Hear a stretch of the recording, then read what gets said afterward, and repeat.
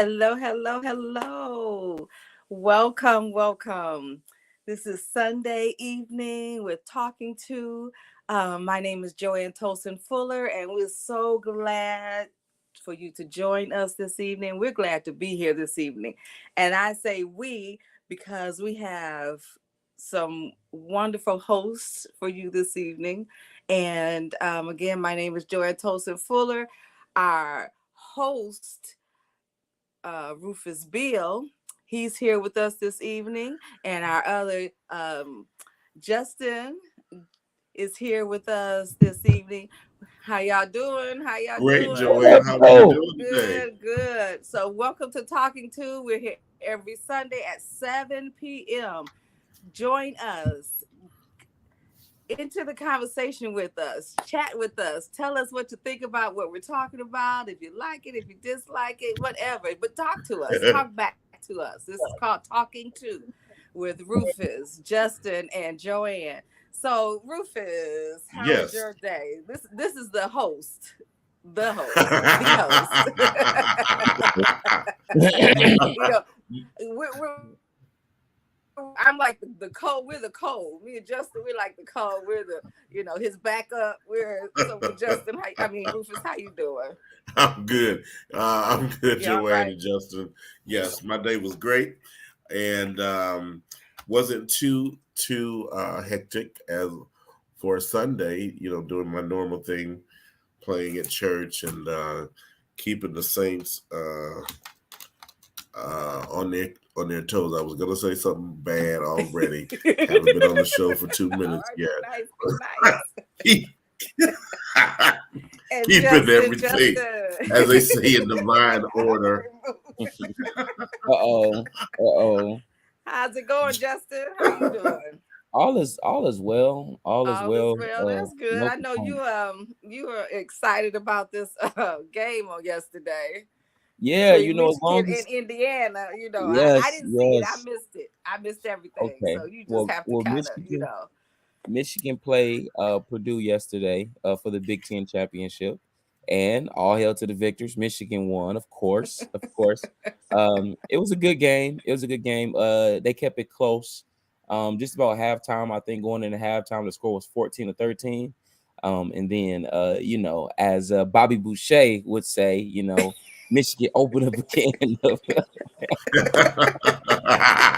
Whoop, you know what? On, Whoop your on Purdue, and they end up a convincing win. It was, I think the final score was 42 to 23, something 45-23, something Wow. Something like that. Okay. some in that ballpark. So it was a good game. But today they announced. I remember we were talking about the seeding, how the seeding would go. Mm-hmm. So Mm-hmm. you had the top teams were Georgia, Michigan, TCU, and USC. USC and TCU both lost their conference championship games. So it was Wow. all Okay. it was, trying to figure out what was going to happen. But the committee, they kept TCU at 3. They put Ohio State on at 4.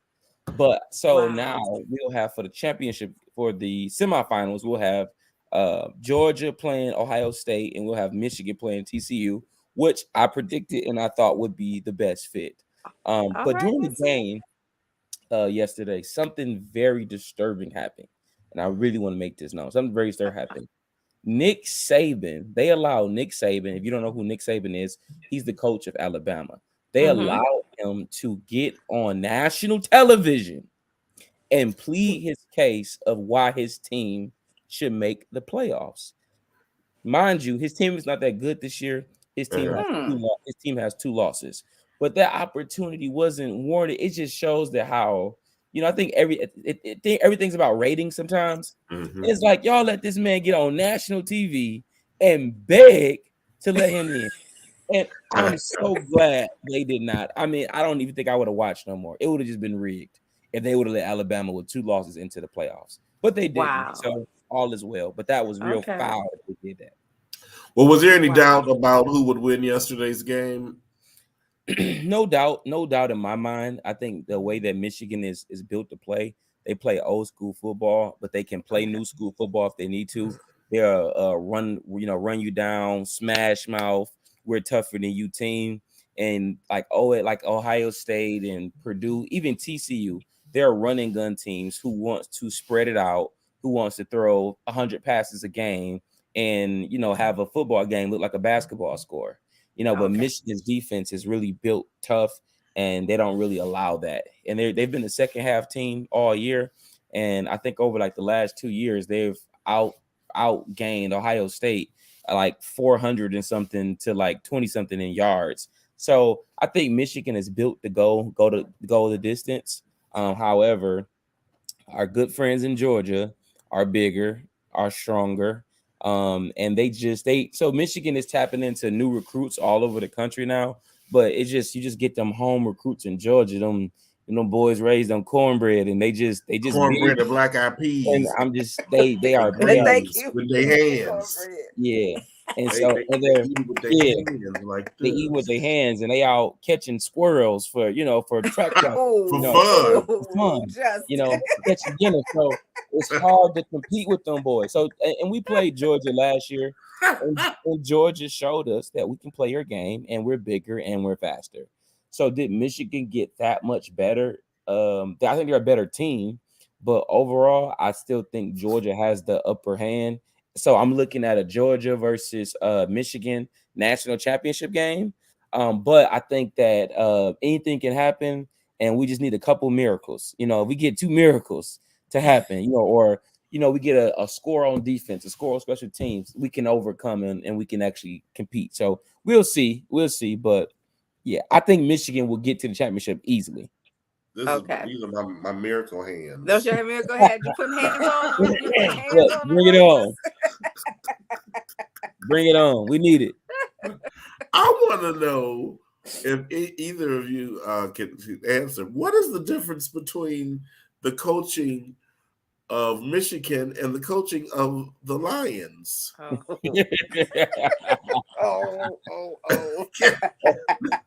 Man, the Lions. Listen, the Lions won today, 40. Yes, they did. 40 to was it the 13 or 40 to 14?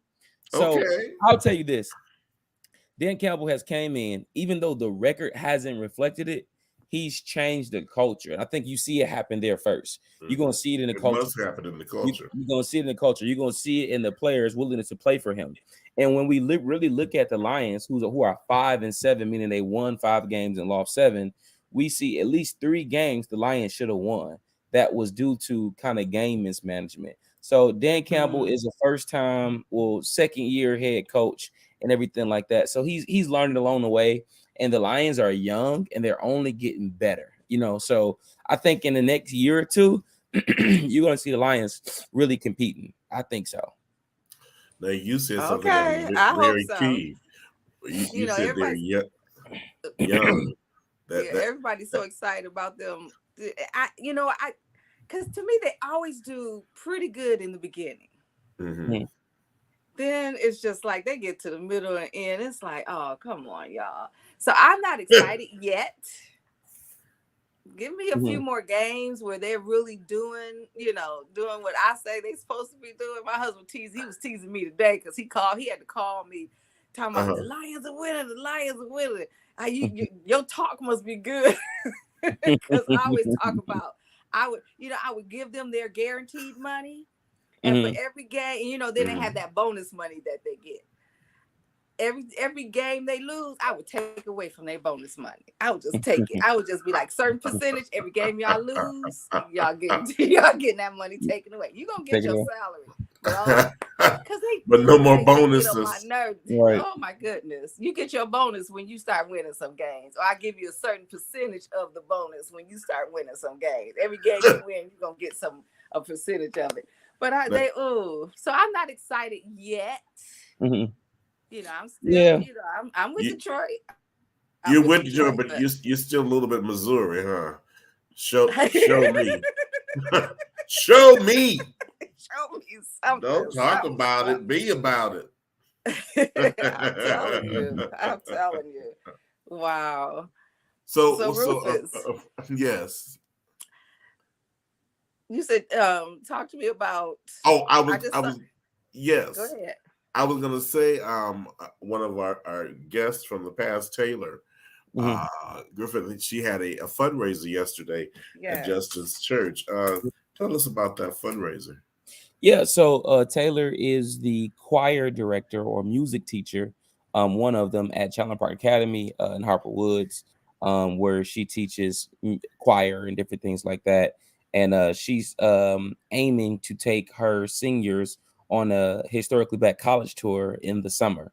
I know just growing up in especially in school, we had choirs, and I actually went on several got black college tours and different things like that. And it was awesome. So she's doing this thing and trying to raise money for them to be able to take this trip. We know that, I mean, cost is everything is up, inflation is high. So we did a fundraiser. We was able to allow them to come in free of charge to host their event. They was able to Great. sell out their event. It was packed out, and they raised around like 5,000. I think it's like $5,550. I think the goal was around like 7,000. Oh, So yeah, so it's close. good, and they'll be doing more. They'll be doing more. I told them, myself and Pastor Sam told them that we're actually moving. We're getting a new location, so our church is moving very, very, very soon. And right down the street in Clinton Township, we was able to purchase. I don't know if Baker College have 3 facilities down on 15 Mile and Gratiot area. So we purchased one of those facilities, and we're gonna be moving there. So we're gonna have them back to do it again. Probably somewhere. I'm thinking maybe like Black History, somewhere around the time, whatever. But we want to definitely try to help them to reach their goal to be able to take and expose these kids, these neighborhood kids right from the city of Detroit. Yes. To some historically black colleges and everything. It was an awesome event. I'm sure that if you go to Taylor Griffin on her Facebook page, I'm pretty sure you will see the live videos and such like that. It was a really good thing. She also had other performers there as well. Great. Some people that did like gospel rap, guitar artists. It was a pretty dope vibe. It really was. And in today's time, people are always saying or behaving as if they cannot give for whatever reason, but we will go get our nails done, and we will get our hair cut, we will get our beard trimmed, we will definitely go to the casino and stay there all night. And you don't even have to do that now. You don't have to, right? You can sit right on your couch. You can sit right on the buttons you pushing on that. You can push a button and ask Taylor, "How can I donate? How can you donate?" Yeah, for our kids. Definitely for our youth. Yes. And a large percentage of children in the city or in major cities very rarely leave their neighborhood. Some don't even go as far as to their downtown area or to other areas in their city because they're not accustomed to doing it. Their family norms have not been set whether they venture out of their home or out of their neighborhood. So to be able to take a group of kids just to expose them to historically black colleges in the country, number one, is a feat of its own. Yes. And then number two, in the hope that they may attend and may actually go, is something even greater. So we're gonna get that link. Yep. So I have the Cash App. So it's $Varsity Choir. That's $Varsity Choir. And if you want to support Chandler Park's Varsity Choir, again, it's $Varsity Choir, $Varsity Choir. And I could put it. I can't put it in our chat. Well, if somebody put it, we'll put it on there for you guys. Okay. And most of our people know. I should say, when I say our people at my church, Burns Church, know Taylor because she grew up there. They know her grandparents. They know, so Taylor Griffith, they know. So come and support. And she was did a program. We had our Youth Federation. What was that in October? And she brought the choir there to that program also. So those of you who know Taylor, as she was growing up, as she even from the Youth Federation, contribute, help her students to get to this college fair. That would be awesome. That Wouldn't would that be be awesome? wonderful. That would Wouldn't that be be awesome? wonderful. And what That you would said, be Rufus, was so true because I work with the Youth Federation, which is an right. area-wide youth program, and like our federation leader is Vernisha Roberts, who goes to our church, and just like you said, just taking them.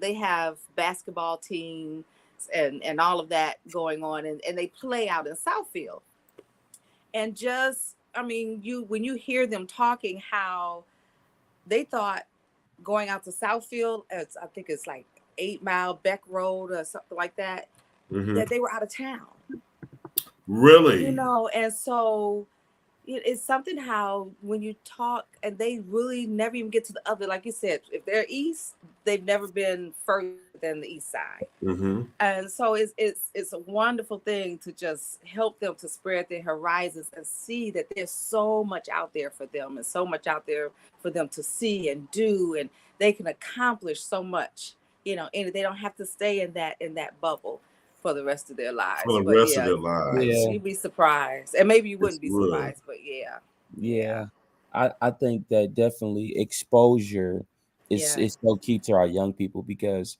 nobody could ever become what they've never seen before. You right, know, Right. you need to be exposed, you need to see something. And I think that things like this, being able to go, to just, even if it's like I said, when I went and we did it, it was bus tours. You know what I mean? We was on a bus, we drove a bus all the way down there, went to different yeah, schools, went to Morehouse, the girls went to Spelman, we went to Dr. King's Memorial and all that, the museum. I mean, we really had a good time and just was able to hmm see a lot. And then, so yeah, I think it's dope that our, the kids expand their horizons from their vision. Exactly. hmm Exactly. And it's very important to say that Taylor is a young um, influencer. It's Yes. not like yes, she has been seasoned and it, and in her in a different demographic, but Mhm. she's not far from the age of these her students, Right. trying to give them an option in life. And that's why amen, so many people fail uh, from the foundation of being children and in high school, of not knowing that they have options. There is Yeah. an yeah, option to leaving the city of Detroit, the state of Michigan. yes, There's an option of having a chance or an opportunity to attend a formal university, and then for it to be a historically black college. That opportunity is yes, even greater. So it's Mhm. very important that we note this is a young girl, a young woman, I should say, yes. that's enhancing the lives of others. And is that right, Justin Dollar Sign Yes. Varsity Choir? Yes, sir. Yes, sir. Great. Yes, So sir. we're gonna put that up throughout our interview or throughout our broadcast today, and we'll speak about it a little throughout the show as well as toward the end of the show. So when you see that, for you who just know that this is about Taylor Griffins and donating to helping her Chandler choir Park. travel to HBSC. All right, all right. So if you're listening later on, thank you so much for listening, and you're listening to the Talking To. We want you to subscribe and like and share and all of that great stuff. And we have a great guest today. So many people, always say from outside of the city how Mhm. great the city is. Oh, we Mhm. went to Detroit and it's beautiful, and there are so many things to do, so many places to see. And a lot of times people in the city say, "What are you talking about?" Because I've Mhm. lived here all my life and it's gone down, which in some cases it's true. But in most cases, we do not know our own history of this Yes. great city that we call Detroit, where people had migrated from the South back in the 50s and uh, uh, early 50s, late hmm 50s, when Ford had an idea to put a car company together and put America on wheels. And this city gave opportunities to so many African Americans who had never dreamed of leaving Mississippi or leaving Alabama or being exposed to having an opportunity, and they've come to Detroit. And today's show, that in itself, and for Black people, is a great history. But we have a great historian today on our program who's going to share a lot of things with us, Justin. Yes, let's welcome to the show. I met this brother not too long ago. I talked to you guys about the church is canceled, and I wanted to do a tour of Detroit. I just simply put out a recommendation on Facebook and said, "Hey, I'm looking for a Detroit historian. Tag one." And I found this gentleman who is a King graduate, Morehouse man, and a Detroit historian. Let's welcome Brandon Hunter to the show. Hello, Brandon. Hello. How y'all doing? Hello. Great. Yeah, good to be here. Good having you here. So glad for you to take this invite. Definitely appreciate you for sure. Yeah, no doubt. So tell us. Well, so I know I feel like it's so much that I want to expose people to. But let's just talk about you. You real quick. Let's talk about your brand, Black Detroiters. I know you have an Instagram page. Let's just talk a little bit about who you are and what you do. Yeah, so I started Black Detroiters in 2019 as a way to fuse Black Detroit history. I always talk about, whenever we talk about Detroit history, so Detroit history and Black Detroit history are two different things, right? And so I look at it as a lot of it is white history and of course Black history. And when we talk about history in Detroit, they always kind of relegate it to what? Automobile, of course, Henry Ford. And when we do talk about Black history, it's always Motown. But Black people existed way before Motown was started and way after. And it's in the Black church. A lot of it was in the Black church, which most of our schools, our businesses were started. And so it's just a lot about Black Detroit history that we don't know. And that's my aim, to let people understand and kind of reminisce on what our culture is in the city. Dope. Now let's talk about your page, Black Detroiters.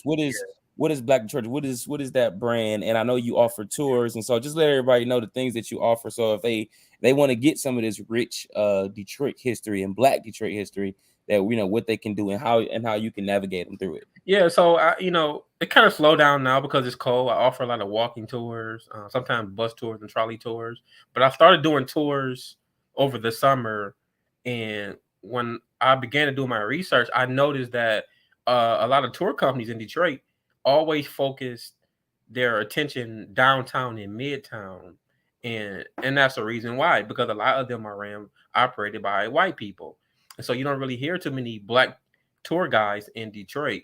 And I say, you know what? That's an open market for me.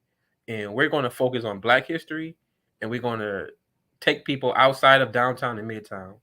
We're going to take you into your neighborhoods, east, west, even sometimes southwest, the things that you are familiar with. Again, like a Dotnetta's, that's Black Detroit history.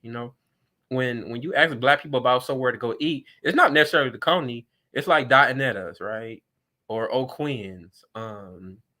When we talk about Black business in Detroit, they might mention Shinola, but where we come from it may be Singleton's Cleaners, something like that was owned by Mr. Singleton. So that's what I do. We take people into the communities, the neighborhood. That's what a real beauty is, and we talk about real Detroit Black history that you can relate to, and that's important outside of the automobile and Motown Records. Yeah.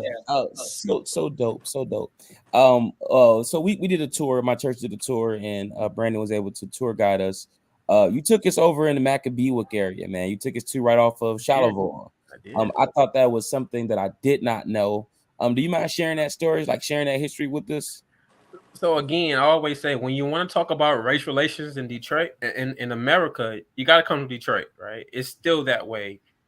It was that way in 1922. It's that way in 2022. When we talk about race relations, dealing with Black people and schools, jobs, redlining, all that. And so there was this infamous story of Dr. Ashian Sweet, who was a doctor from Florida. He migrated from Florida, went to Wilberforce, got his degree there, got his medical degree from Howard University, which is still one of the top black medical schools in America. Studied in Paris. So he was building his way up in America as a black professional. Came to Detroit, and even as a person who studied, a doctor who studied at Howard Medical School in Paris, he still was relegated to Black Bottom in Detroit. And so, which was the only neighborhood, for the most part, that black people could live in the 1920s, as Rufus talked about during the Great Migration. And so, of course, you know, as he began to get his business up, he wanted to live in the neighborhood. So he had big dreams of living in the neighborhood. But as we know in Detroit, that was not possible back 100 years ago. So he moved into this house at on the corner of Charlevoix and Garland, which is not too far from Maccabeewick area. And that was September the 9th, 1925. And the long story short, the neighborhood was predominantly white. They surrounded his home, and him and his family throwing rocks inside their house, breaking windows. And his brother, Henry Sweet, shot out the window and killed the white man. And they were put on trial, and their judge was Frank Murphy. So we know the Frank Murphy Hall of Justice, that was their judge back then. They did beat the case in the court of law, but they always said they lost in life because most of them contracted tuberculosis from the Wayne County Jail, and they died. And Dr. Ossian Sweet took his own life in 1960. So those are the ramifications of having to deal with racism and discrimination with housing in 1925. And in some instances, we still kind of deal with that in Detroit with the housing market, but in different ways, where they try to price us out and push us out. So that was the story we talked about with Dr. Ossian Sweet. You know, Brandon, I think it's very interesting that that's a part of your tour, because that happened in what year with Dr. Sweet? 1925. 1925. And that home just became a historical landmark, Yes. maybe this year or last year? I believe 2019, because I covered it for 2019. 2019, yes. And all of that time that has elapsed, all of that rich history about what happened to Dr. Sweet and his family, some people knew, some people didn't. Yeah. But the length of time that it really took for it to become popular, in not only in our communities, but in the communities across the country, by finally designating that home as a historical landmark. Yeah. Black history has been always been suppressed, right? Mhm. Yes. And the good and the bad, right? So, you know, people want to look at that story as famous or infamous, either way. But black history or black stories have always been suppressed. You can find that in any market, Atlanta, Chicago, Detroit, New York City. It does not matter. And so I think it's important for people like me to bring out these stories and let everybody know, my age, younger, older. We have to let these stories be known, you know, get rid of that suppression. When you mentioned Dot and Etta's and Singleton Cleaners, I was like, wow, I forgot about those two businesses that had very strong presence in the city of Detroit for a number of years. Long time, yeah. Long time. Yeah. Long time. Dot And and I think Etta's, one of the Singleton Cleaners is still open. no, it's not open. And it's not okay. No, Just the they're sign out is there. there. Yeah, they are. Yeah. That's the one that burned down. So the flagship store on Mount Elliott near Mac burned down, but there's still one on East Forest that's still standing, but it's no longer open. But it's not operative. Yeah, Okay. yeah. But again, when we talk about, you know, they may talk about black businessmen, you know, Mr. Singleton was the first George Jefferson, you know. Yes, he the was. real life George Jefferson. He was. He literally. And so, you know, think about that. A black man in Detroit owning 6 buildings that were cleaners, 6 of them, right? That was unheard of. That's unheard. That would be a great accomplishment now. Mhm. So think about that in the 50s and 60s and 70s when he was doing this, and a serial entrepreneur himself. Again, Dot and Etta's, several locations, the Crawford family, you know, feeding families in Detroit. It fed my family, right? And so, Right. you know, kudos to Henry Ford and J.L. Hudson's of Detroit, but that's not who we relate to, right? We have more in common with the Crawfords and the Singleton family than the Fords and the Hudson family. So that's the important history we want to talk about.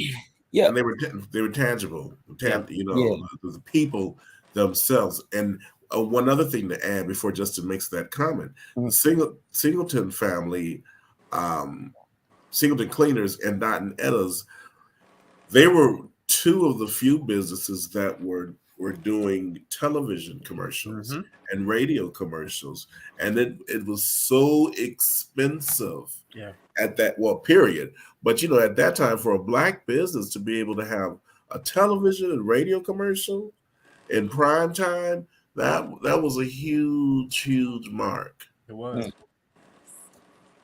I was watching this video, something I scrolled on YouTube, maybe not YouTube, Facebook or something. It was an NBA player, and he was saying that, I think it was like Kenyon Martin or somebody. He was saying that when he first got signed to the Arizona somewhere, that they gave him a check for $25,000. He said that he immediately took that check. He went to the mall, and he said he came back with only $5,000.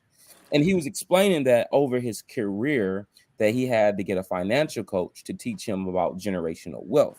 He was saying that generational wealth wasn't something a word that he ever even heard of before. And I can't help but mention during our tour with you that you brought up the generational wealth of all the funeral homes and how much rich history is there when we look at all the Cantrells and just on and on. So just elaborate on the funeral home business and the generational wealth that's created for Black folks, especially in the city of Detroit. Yeah, shout out to Mr. Cantrell. We know his legacy still lives on, and he was a Morehouse man, so definitely love to him. But the funeral business is one of my favorite. It's one of the oldest Black businesses in America, and it stemmed from enslavement. When white people did not want to bury us, we had to do it ourselves, right? So like many of our business stem from that. And because that business can be so lucrative, because people are born and die every day, it can live on for 100 years. And the oldest Black business still in operation in Detroit is Cole Funeral Home. And now it's in its fourth generation with Carla Cole and her two sons.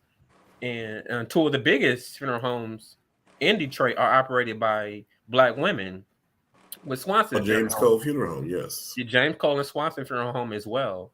And these businesses, Cole Funeral Home was opened in 1919, and it's still around. That's generational wealth when you can pass it down to your family member. They're in their fourth generation. And so that was important, not to just talk about the business of death, but the way that it has supported the Cole family and families all around Detroit. Dr. Swanson buried my entire family, and so he was definitely a pillar in the community. And what he did with Citizens Bank when they opened it in 1970, right? Our Black elite were more than just business owners. They were pillars in the community. They took care of us and the Cole family and the Swanson family and all the people who had funeral homes in Detroit. And so that's one of my favorite things to talk about, just the history of Black funeral home parlors and the way these people connected in the community. We talk about Moses K. Fritz. He was a longtime business owner as well, and he was the treasurer of the Detroit NAACP. And when Emmett Till was murdered in 1955, the Detroit NAACP gave Mamie Till $10,000, which was equivalent to $100,000 back in the day. So these people just didn't do for themselves. They did serve the community in other ways aside from just taking people's money with their business. So. There's a story that has been in the news lately, and it's about Paradise Valley. Yes. And how they're trying to, I guess, bring it back, and how they took it away, and it was $375 and all of that. Can you share? Because some people, as I'm talking to people, some people are like, "What are you talking about?" And then some are like, some remember that, but of course, that's the older set. But can you just share something about the Paradise Valley and what that was? And yeah. So again, when we talk about the Great Migration, or really it's the Great Exodus, is what we really call it, right? Yes. Millions of Black people fleeing from the South and coming to three main cities: Harlem, which is not a city, but it's a city. Harlem, Chicago, and Detroit. And again, you might live on 7 Mile of Evergreen today, You couldn't do that 100 years ago. That's You right. might live on Chalmers and Harper today. You couldn't do that 100 years ago, but now you can.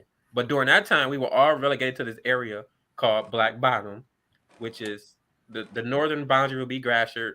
The eastern boundary would have been what Jaquinta is today.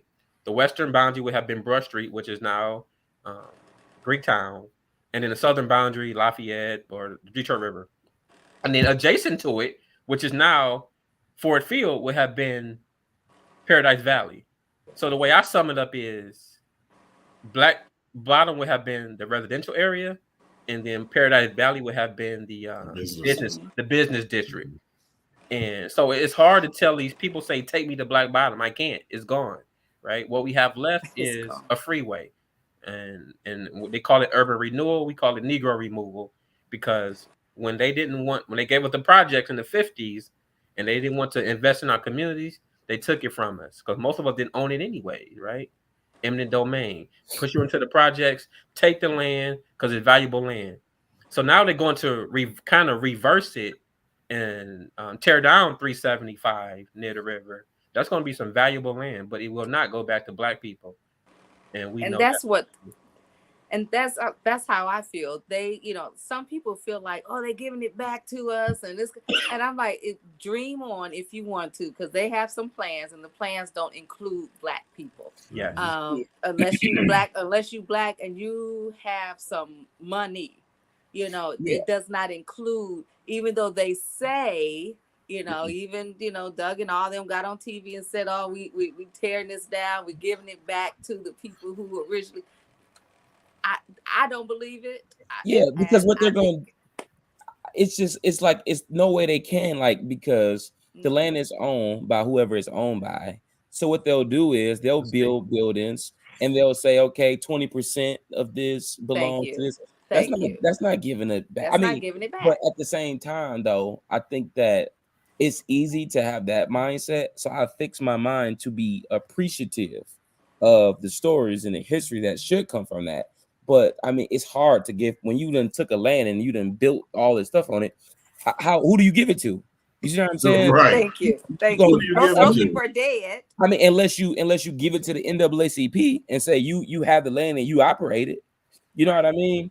So you can't really give it to anybody. So I think that we ought to just be appreciative that some of these wrongs are, I wouldn't say that they're being right, but they're being attended to, that they are being honest with themselves about, our 40 acres and a mule. But is that really being honest? For me, it's not. It's doing you're something. Using a story. You're using history, and you're using a story to kind of do what you want to do to get people on board. Now, I could be wrong, but to me, that's what it is. If you're really giving it back, that's just like what they did in California when they took that beach land away from. I'm trying to remember the name of the family. Beach, yeah. Yes, and they took it away from the family back in what was that, the 60s, 70s, and so literally they just gave it back to the family. So it's the heirs. They literally just gave them that beach property back to the heirs of the people they took it away from way back then. That's given back to me. That I appreciate. So, but to if they're giving it back to us, they're not. If I can jump in, the Bruce family they were able to prove ownership, right? The problem with Black Bottom is we didn't own anything, That's what I'm saying. That's true. I tell people Detroit now, Black people don't own Detroit. We just inhabit it. That is the issue. We did not have ownership. We were renters. That's why they were able to push us out. And then you had those who did own, who were forced to leave. They took the money. So and they moved to the west side. You understand that. So the problem is that we do not have ownership. It's not necessarily only our fault, but that is why they were able to take the land and do it with what they want to do with it now. Is that we do not own the city of Detroit. We just inhabit it. So that's a valid point. Really you think at like Black Detroit being the blackest city of America. Well, there's one person who is white who owns probably about 90% of downtown Detroit. He just bought the Roberts Hotel, which is probably the last piece of Black ownership, at least in a hotel that we have, and he just bought that. So literally playing Monopoly and Black people are at a severe disadvantage when it comes to owning the city of Detroit. Again, it's we always say the blackest city in Detroit, that's coming down. It was 80%. It's slowly coming down to where Black people are not, or it's gonna take a while for us not to not be the majority, but you can see that trend. And again, I'm not necessarily saying that I'm against that, because it's a city that we all can live in, but Black people definitely need their fair share, and we need that equity to where we can have great schools again, great neighborhoods, and own our businesses. So I love what they're doing on the Avenue of Fashion. It's so Black over there. I really enjoy Yes, I love it. it. So if we can do that in each corridor in the city, in East and West Side, then I will be appreciative of that, because I know we're not getting Black Bottom back. But Yeah, and so when I think about New Orleans, I think about other cities, whatever. Like I almost think as us as Detroiters almost have a false narrative, because I mean, think about how big Detroit is. yeah, It's impossible. It's impossible for Black people to occupy every area or facet in business, stuff like that. yeah, So my thing is, I love the Avenue of Fashion. Yeah, I love Livernois. 6 Mile, they're doing 6 Mile. They're yeah, doing Warren on the east side, yeah. and they're giving us, I don't want to say giving us, but they're building up communities where Black folks can come in and rent or own, space. So I think that's dope. I think the thing about Black Bottom, or giving it back to us, what I'm looking for. If you ever been to New Orleans, they have this area or this district. It's called Frenchman Street. It's called Frenchman Street. If you go up and down Frenchman Street, there's literally just a whole bunch of like bars, restaurants, foodstuffs, whatever. And it's not all Black. I don't even know who it's owned by. But when you frequent there, there's a whole bunch of Black people there. It's like this is kind of where the Black people go. That's something that I would like to see come back. So, wherever they build this, I would like to see, our soul food restaurants are, and Livernois is kind of becoming that. The shoe shop, you got the Dr. Shoe guy that's cleaning shoes and restoring shoes brand new. You got all of this stuff, but you got that far on the west side of Detroit. You know what I mean? So I would like that to be more centralized in the area, like downtown Detroit. And that's my hope, my prayer, that in them giving us this area back, that we can get enough people that got some money to get spaces to be able to create that, because we have a Mexican town, you have a Chinatown, you have all these towns, but we're the blackest city, and where do Black folks go? Yes. Where's our space? Yes. Yes. Back in the day, we always had I said we had 6 Black enclaves. We had Black Bottom, Paradise Valley, you had the Coney Gardens, you had the North End, Old West Side, and 8 Mile, Wyoming. And that's where Black people thrive, in those enclaves. And you still have some life in the North End. They're trying to bring it back. The Coney Gardens, not so much. Old West Side, no. 8 Mile, Wyoming, a little bit. So again, like somebody said, the districts. That's where it's going to have to be, in these little neighborhoods. And I see they're doing that now, but it needs to be a little bit more Black, right? That's not happening so much on the West Village. It's happening on the East English Village and Avenue of Fashion. But we need to kind of bring those corridors back for Black people, because now we're spread out. Black Bottom was that way because we were forced to live in that area. But once Black people start to expand in the city, then you see these corridors popping up, like the Coney Gardens, like a Old West Side. We need to bring that back, because Black people are in our areas of the city now. So one of the important factors that must have a play in all of this revitalization and all of these opportunities is that people, single parents, homes or 2-family homes, will have to begin to talk to their children about history, about how to clean up in front of your own home, how to not leave the trash can on the curb for 3 days after the trash pickup. And although that sounds very minute, but if we don't change the consciousness of the people, you're going to be faced with Black people who still don't believe that there are opportunities and there are options. When you think of a Brandon or a Justin who are in a different demographic, who are exposed to enlightening other minds to do better, you have I would say the generation right above you, who's probably right after me, who are the ones that are doing whatever it is that they want to do, but they're not really teaching their children. So you until we along with, I should say, getting businesses and being able to benefit from a new Detroit or from a new city, there has to be some kind of reframing and rechanneling the way we think and the way that we operate. Look at the area from Livernois and Dexter to Dexter and, let's say, the Boulevard. Now, when somebody really gets wise to all of that empty area, that it seems like it's premier for Black people in that area. It's a hotel. I'm sorry. It's not a hotel. It's like a 10, 12-story apartment building that the city of Detroit are totally rehabbing. That's right on the other side of that Livernois and Dexter. Yeah, like Lee Plaza. Yeah. So I think it's coming. I think it's coming. It's going to come regardless. Yeah. However, for us to really have any kind of input in it, we have to change the way we think.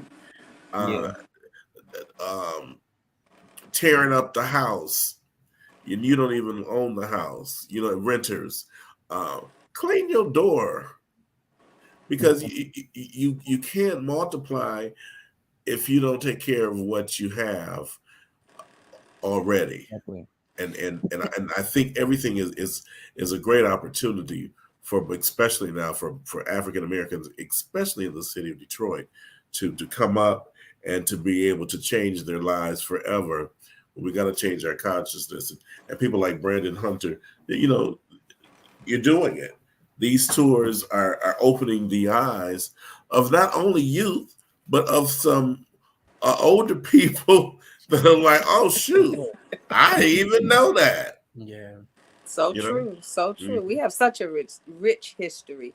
And I mean, I would love to go on some of these tours myself. Me too. Brandon, for real. Mm-hmm. Seriously. I would love to just take some of these tours. I know I was born, until I was about 6 or 8 on the corner of Field and Charlevoix, which is not far from, and and it's still, the homes are beautiful, brick homes of them, and I still have friends that live in that area. And then I moved over to the Burns area,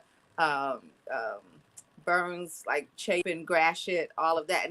And with that going by there now, it's sad because they tore down that beautiful library that was right on the corner of Burns and Gratiot. Mark Twain. That had been there forever, and it was a beautiful library, but they tore it down.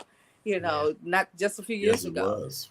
And so and we just have to, like Rufus said, we have to change our mindset, and we as Black people need to know, we need to learn more about ownership. Not just, like you said, we didn't own anything, so they could take from us and tell us we needed to move because we didn't own anything. Yeah. So I really believe in that we need to have a different mindset of who we are, and how do we do that? How do we teach our people that ownership is so important, whether it's a home, whether it's, but ownership is so important. Yeah. Speaking of ownership, Brandon, you shared this story with us on this historical street. I don't know the name of the street, but it's the same street that the Qs have a house on. Oh yeah. What street is that? East Ferry. East Ferry. Yeah. And there's a story about that corner house. And I thought this was just so rich history, and I think it shows the resilience of our people. And so, if we could just how can I say? I think that oftentimes as black people, we've been institutionalized to think about things that does not matter. Yes. I think that's why so many people focus not on ownership, because we've been institutionalized to chase a bag, to chase a purse, to chase Yes. so we own stuff. We just own stuff that we can't go to the bank and get a loan off of. We own stuff that we can't take out a second mortgage, or we can't take out a home equity loan, or Say that, we don't Rufus. have I mean, any equity. Justin. We Yes. own stuff that cannot bring us any value. That as soon as we have it, the value, in watches and shoes Appreciates. and jewelry and clothes and everything that we own is materialistic, and it is not worth ultimately what we believe it's worth. You know what I mean? So I think that we have to use that same resilience and how we dress in the whatever, and we have to switch it to focus it on something that actually matters. Well, there's this story that Brandon's going to share about these women, I felt like, who were so resilient that if you don't know, you're going to definitely be enlightened. So again, piggybacking off what Justin said, Black people, we have more degrees, we have more money, we have more resources. Well, what's the problem? Well, we don't have no community anymore, And so we didn't have any of this stuff back in the day, but we had community, which is why you see Black Bottom and Brownsville, Chicago, and Sweet Auburn, Atlanta, and Harlem, New York. But you don't have any of those communities nowadays. Like, what's the problem? It's because we lost our community. And a great example of that, it was in this neighborhood. One of my favorite Black History tours. It's literally on one street where we had Detroit's only HBCU. Yes, we do have an HBCU in Detroit. We had a funeral home. We had the Omega Psi Phi over there. We had these Black doctors got together because white doctors would not take care of us at Receiving Hospital and founded Dunbar Hospital on the corner of Frederick over there. And then you had the Colored Women's Club with Dr. Rhoda Lee Slade Gregg. And they had these restrictive covenants where Black people could not live on the street. These Black women still bought the home in the 1940s. And instead of leaving, they took the door off of the East Ferry and moved it around the corner on Brush Street. And they are still there to this day. So that shows you the resilience and the community to pull our resources together and take care of each other. I always say, when you look at our Black elite nowadays, who are our Black elite nowadays? The entertainers, the NBA player. That's what, people who produce sweat, right? And it's not necessarily the doctors and the lawyers and the businessmen and women like it used to be back in the day, who didn't just care about themselves and wanted to assimilate. And so that's what we lost, is that community. And that's one of my favorite stories to tell, because it shows you how Black people were still sticking together. And Dr. Rhoda Lee Slade Gregg was a very educated woman. And she didn't have to do what she did, but community was more important than the individual self. Hey, I when you were talking about that, Brandon, I was thinking about Dr. Claude Young, who was the cousin to former Mayor Coleman Young, and how he kept his practice right there in the neighborhood on Virginia Park for the residents in the neighborhood to have quality health care. Now, he had become such a great such of a great magnitude where he could have been anywhere, because he had name recognition and of course he had his work ethic to back up his name, but he stayed right there. And I remember going to that office once on behalf of the radio station, and I saw that building there, and I couldn't believe it where it was, but it was a beacon of light in that area. I walked inside, it was clean, everyone was professional there. It was modern, for that time, 10 years, 15 years ago, but it was something of high standard, that Dr. Young thought it was important that Black people not only receive quality care, but be able to go to a facility that was of such that of a suburban or a downtown practice, and we really, like you said, Brandon, we don't value those type of sacrifices as we do to entertainment. Yeah. Yeah, 100%. So Brandon, it's if we want a tour, how do we get a hold of you? How do we contact you about touring and like scheduling and all of that? It's kind of slowed down now. Justin was able to get in contact with me because he had a bus. So if you do have a bus, we won't do any walking tours. It's too cold, right? But a bus tour, you can definitely contact me. I have my Black Detroiters page. So that's on Instagram. Of course, you can follow me on Facebook as well, which is my name, Brandon Hunter. But I would say my Black Detroiters page is the best way to reach me on Instagram. I answer all the messages really quick. I'm really fast. I'm really good at that. It's the new business card, right? It's the new business card. And so if you have Instagram, you can follow me at Black Detroiters with an S, or you can use my name and tie me up and see me on Facebook, and I'll definitely respond. But I do a lot of walking tours. I think walking tours are more intimate. You can actually touch these places. Bus tours are great as well because you can reach a lot of the city. But I think there's so much great history in Detroit where I kind of carved out places on East and West where we can get some history and do a walking tour in a safe way, but see some good Black Detroit history. but you know what is very interesting, as you said, is that right, Brandon, at Black Detroiters? Yes, yeah, that's my Instagram page. Yes. Okay. Yep. What is very interesting, even in the areas that have been riddled by Father Time, that you may say lock your doors, they still, that some of those areas have so much culture and so much history in them. And I think if the residents who live there only knew it, they would think better. Because even as a child, being on Mack and Bewick, that was not the Mack and Bewick that we see now. Yeah. There were businesses that were thriving. I can remember vividly that it was a fish market, maybe next to Cantrell or on that same side, that I remember, because whenever we would go into Cantrell Funeral Home on a nice, hot, sunny day, you might get a whiff of the fish. And I don't know if it was a fish market or as it was a grocery, a corner store that may have sold fish or something. But regardless, from Cadillac all the way to, what was that, St. Jean, there were businesses on both sides. Yeah, that is people. So true. Mm-hmm. Yeah. So and they were all Black owned. Black owned. Is that Black owned? Because Cantrell, we grew up with Cantrell. So we grew up with them, yes. He had the barbershop. I was going to say barbershop. Cutting hair, so his barbershop was right there too.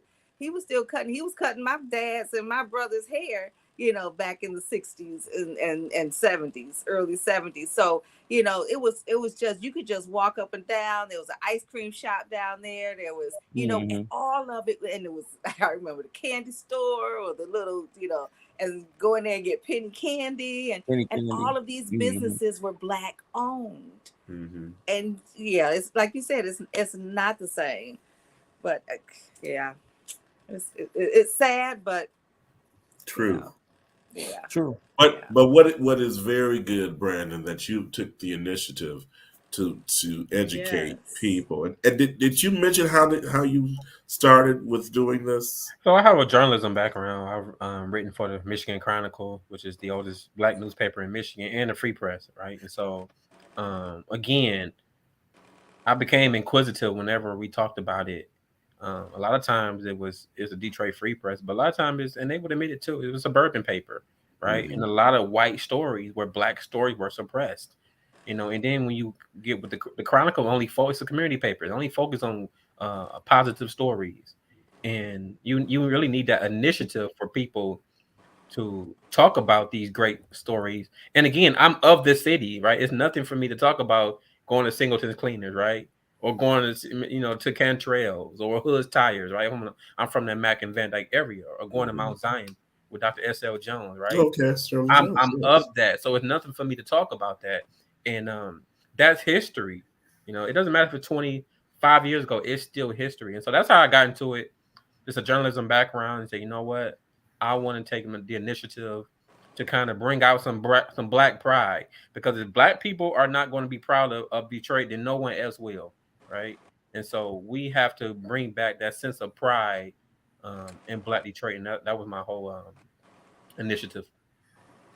And we're glad that you stepped up to the plate to do that. There's an interesting story about the church as in Greater Macedonia, that's across from Sterling Jones Church, or from Mount Zion. So many years ago, there was a charismatic minister, and his name escapes me, Father somebody. But anyway, he used to give numbers and tell people about their fortune, and he believed in even at that time that Jesus was Black. Well, that building became available from some historic church that used to be there that was predominantly white. And so his church moved into that building, and they would have a broadcast or church service late at night. So maybe starting at 8:00 would begin their church service for their night service, and they would go from 8 to like 2 and 3 o'clock in the morning. Well, in the area were doctors and attorneys, and they were white, and here was this Black congregation, and they would be shouting and screaming, and they could hear them all down on that block, whatever block that was, on Van Dyke, and they were so upset, number one, that this Black church had bought that building, that they petitioned to have them removed. And I wish I could remember his name. Was it Reverend Ike? Not Reverend Ike. Reverend. Okay. Oh my God! His church now is over, like right off the boulevard and Gratiot. Is he still alive? He's not alive anymore. Not Prophet Jones. I was gonna say Prophet Jones. Yeah, it wasn't Prophet Jones, but his nurse was Odessa, and anybody knows that name would know of that church. And I have to do some research and talk about it next week. But I just think it was an interesting story because they were just so shocking. The church was a spiritualist church, and if anyone has ever gone to a spiritualist church, and especially at that time, they did a lot of hollering and a lot of loud organ playing. But nonetheless, I'm going to get that information and share that next week. Were they able to kick them out, or what's the end of the story? Well, they were able to have them removed because of the noise ordinance that was in place that was never adhered to. Indian Village. Indian Village was the neighborhood, so I can definitely see that happening. Yeah. Yep. Macedonia is massive. That's a gem on the east. Yes. I mean, it's empty. Yes, it is. Yes, it is. Still standing. Strong. Yeah. Still standing strong. Well, Brandon, we want to thank you so very much for being our special guest today. And you really enlightened us, and it's always good to see young African Americans picking up the torch or lighting their own torch to help enhance and improve on the quality of life. Justin? Yeah, thank you so much for tuning in. I hope that something was said today that would inspire, not just to learn history, but to learn Black history. I think that that we can all do ourselves justice and give these stories. Like everybody I've been coming into contact with, I've been telling them that story. I got to get the doctor's name right. One off the Salavoid. Oh, what is it? What's the name? Dr. Essit? Sweet. Yeah.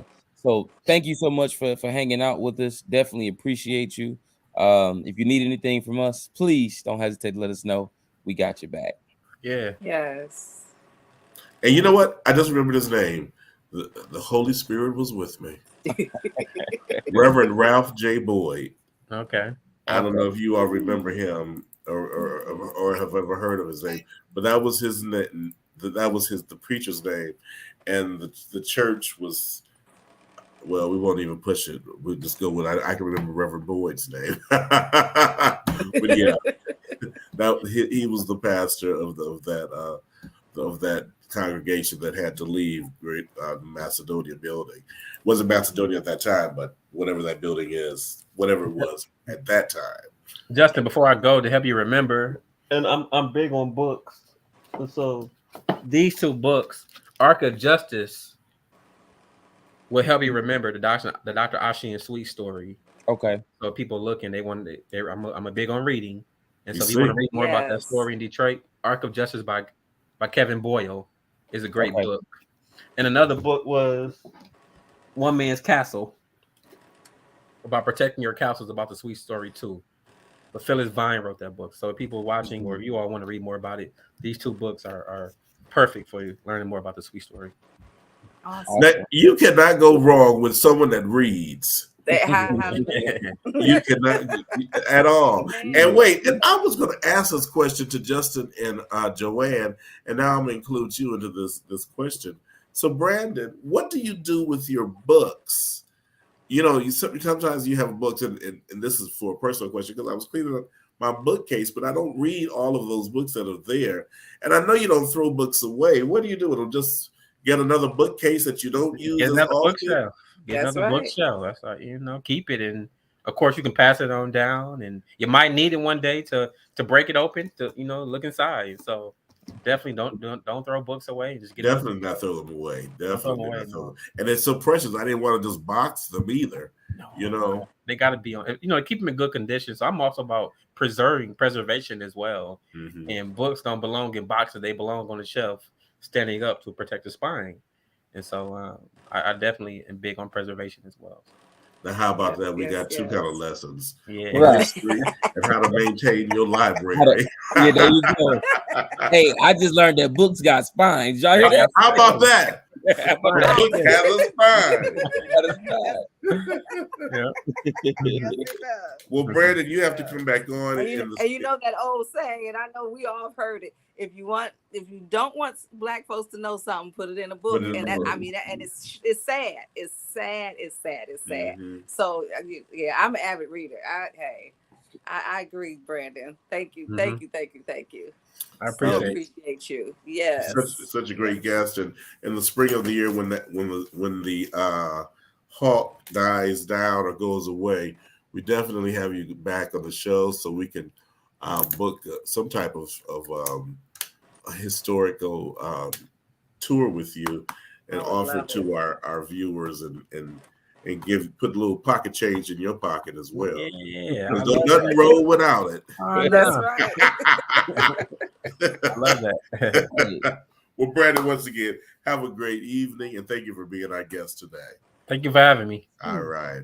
And Joanne, Justin, and I'm about to say Joanne, Justin, and Rufus. Look, you're talking to yourself too. Right. Hey. But as always, it was a great show, and thank you too for always sacrificing your Sunday evening from 7 to 8 to share with the our broadcast audience, giving your time and separating yourself from your families is greatly appreciated. And you two have a great Appreciate evening. you. Thank Good you. night. Peace. All right, have a great Peace, one, you peace. all. And once again, thank you for listening and watching Talking To It. And to all of our viewers, Diane Flint and Alice and Diane Hodges, Lady Caroline, and did I get everybody who made a comment? Fifi, if you're watching, and Pam, maybe you probably catch it at the other broadcast, and all of those who will catch the later broadcast.